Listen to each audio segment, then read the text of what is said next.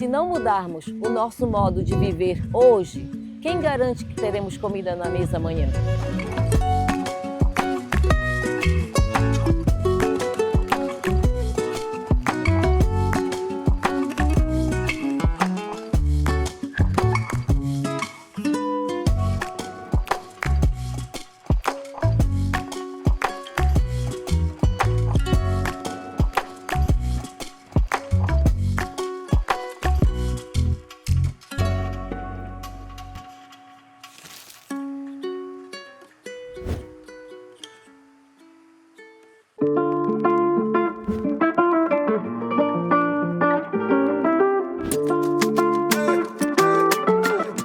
Na mesa da COP30, ele nasce de uma oportunidade única que a gente tem ao receber a COP aqui no Brasil, na Amazônia.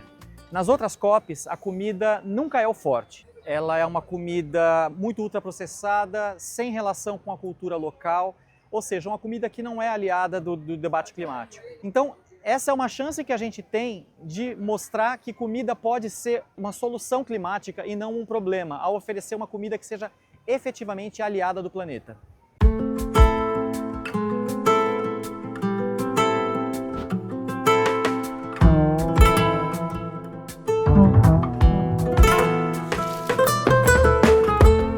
Em novembro de 2024, nós lançamos a iniciativa Na Mesa da COP. Nós convidamos a sociedade civil organizada e os tomadores de decisão para perguntar que alimentação que nós queremos na COP. Foi um grande evento e, a partir disso, nós ficamos pensando em como que nós vamos engajar a sociedade como um todo com essa pergunta. Que alimentação nós queremos na COP?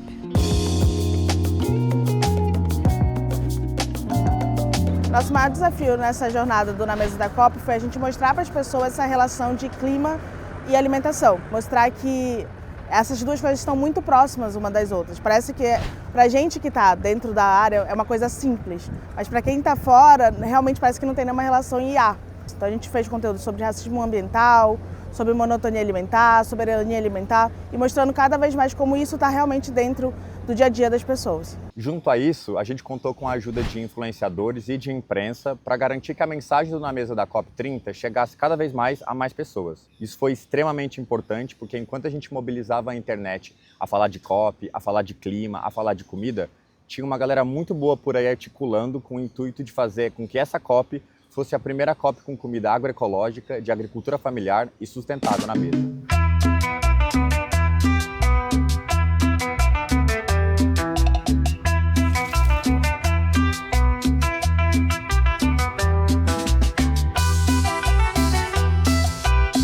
Definitivamente foi um ano de muito debate, muito diálogo e articulação da sociedade civil.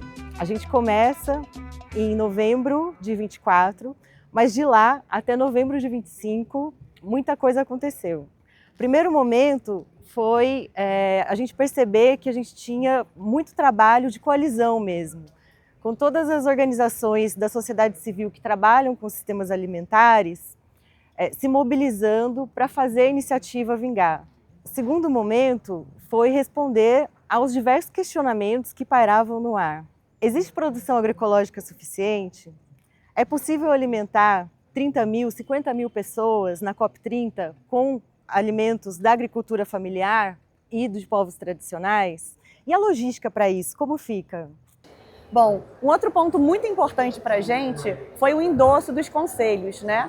É através dos conselhos que a sociedade civil organizada, consegue monitorar, acompanhar e cobrar a implementação das políticas públicas, né?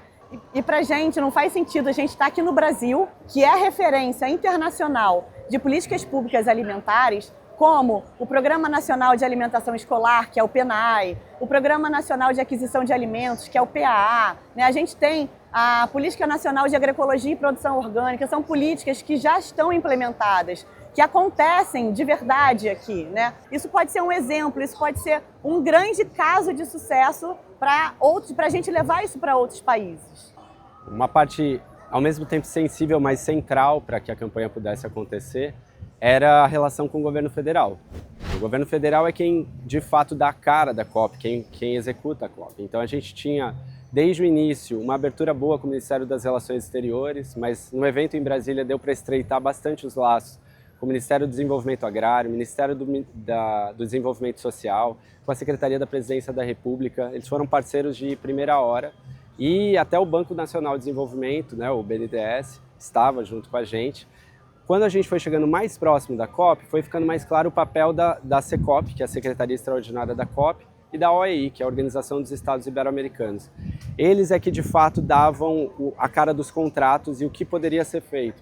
Então, a gente tinha uma cooperação que ia em dois sentidos.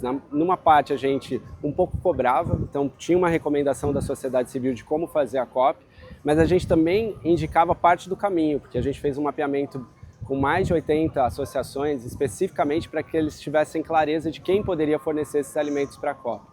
E embora a gente cooperasse e conversasse com eles em vários âmbitos, sempre havia uma atenção do nosso lado em relação ao anúncio, né? Então o governo vai se comprometer com isso? Quando que esse anúncio vai chegar?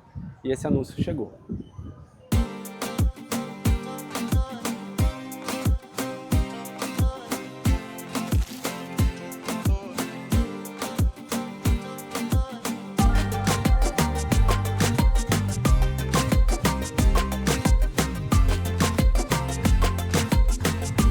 Bom, esse dia que foi anunciado que 30% dos alimentos a serem servidos durante a COP seriam adquiridos da agricultura familiar, com preferência para a agroecologia, para os produtos da sociobiodiversidade brasileira, esse foi um dia realmente muito feliz para a gente, porque representou uma vitória, né, do movimento Na Mesa da COP, mas também representa o reposicionamento da alimentação no centro do debate climático.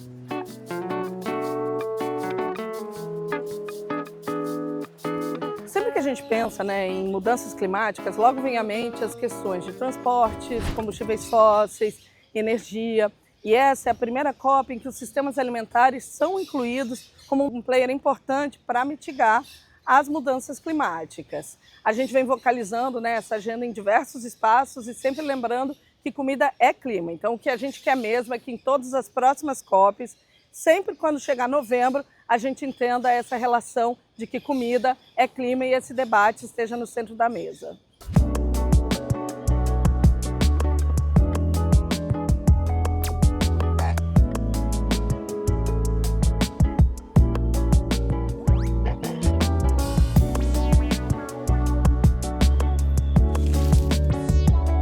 Bom, a gente está aqui na COP30, né, nesse desafio enorme de atender a alimentação da força de trabalho e de outras pessoas que querem se alimentar aqui no restaurante, mas especialmente a força de trabalho, numa perspectiva de atender 120 mil refeições durante 4 semanas, né? E é uma operação muito complexa, mas totalmente factível. A gente está mostrando que é possível pela experiência, organização e rede de relacionamentos com organizações produtivas da agricultura familiar e organizações de assessoria que têm apoiado, né, para que isso seja possível. A gente está com uma equipe de mais de 80 pessoas na operação aqui do restaurante.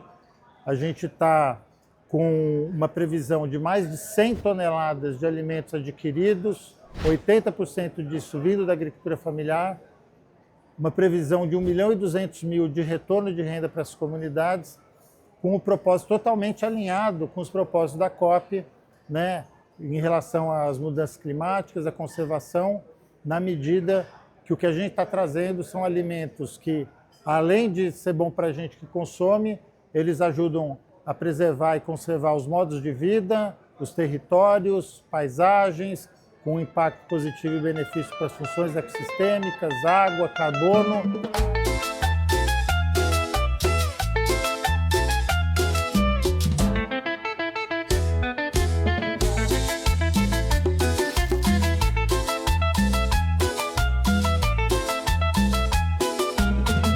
Tem se falado sobre a COP da Verdade e em como esses líderes que estão envolvidos nessa discussão estão preocupados de fato com a solução climática. Acredito que para nós que apoiamos e desenvolvemos projetos em sistemas alimentares, essa também é a COP da Verdade. O Na Mesa da COP30 desenvolveu um trabalho importante antes, durante e vai seguir desenvolvendo depois da COP, pensando nesse olhar importante que é trazer os sistemas alimentares para essa pauta tão importante que é falar de clima. Esse é o legado que nós pretendemos deixar para Belém, para os agricultores, para os produtores de alimentos, para o Brasil, para a sociedade civil e para o planeta. Acho que antes de falar do legado e dos resultados dessa iniciativa, é importante dizer que ela só foi possível por conta do trabalho de muita gente. Foram mais de 40 organizações entre apoiadores, financiadores, organizações da sociedade civil e muita gente que trabalhou nos grupos de trabalho de articulação, comunicação e base produtiva. Nosso agradecimento também a todo mundo que permitiu que o Na Mesa da COP acontecesse. Às agricultoras, agricultores, às cozinheiras, aos voluntários, ajudantes de cozinha, aos profissionais e toda a equipe técnica. Nosso muito obrigada.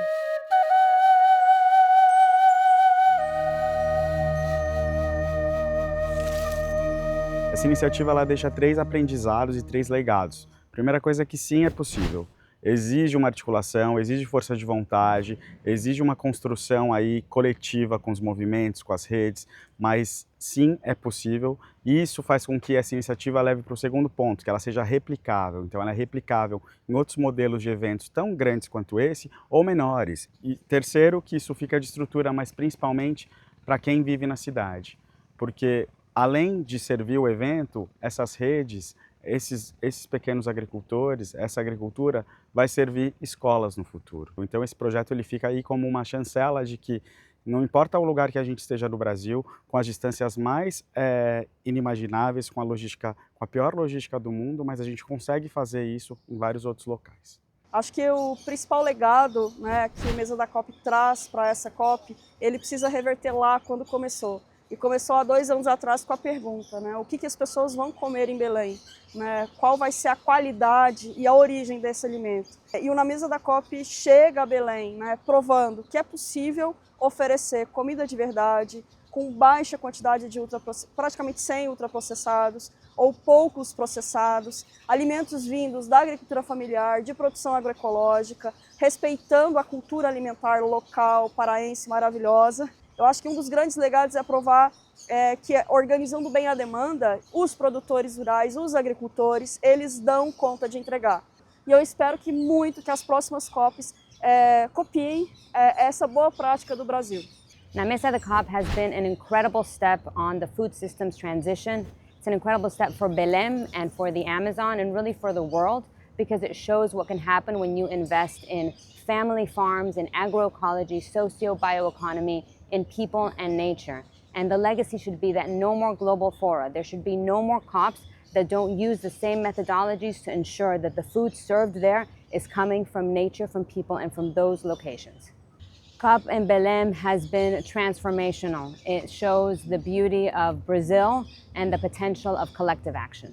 Por a gente estar aqui participando desse momento, né, da COP30, a gente tem uma expectativa de futuro e é onde mostrar que nós temos, com toda dificuldade, a gente tem produção, temos capacidade de botar na merenda escolar mais de 30%. Para mim, o legado na Mesa da COP é que tivemos a garantia de colocar no evento tão importante aquilo que a gente tem melhor, que são alimentos das comunidades, alimentos do povo tradicionais, e poder ver que a gente é capaz de produzir esse alimento, é capaz de colocar em eventos importantes o que a gente trabalha, a nossa agricultura, viabilizar a nossa produção. O grande legado que fica dentro da linha da agricultura familiar agroecológica é justamente esse reconhecer, conviver, essa troca de experiência. Eles vieram para a cidade para participar, eles se alojaram no meio, conviveram com outras pessoas, com outras realidades, né? Produziram alimentos para alimentar pessoas que não são do nosso país. E isso foi lindo. E a grande expectativa é de que isso cada vez mais melhore, que eles realmente tenham se sentido como verdadeiros atores dentro desse processo, né?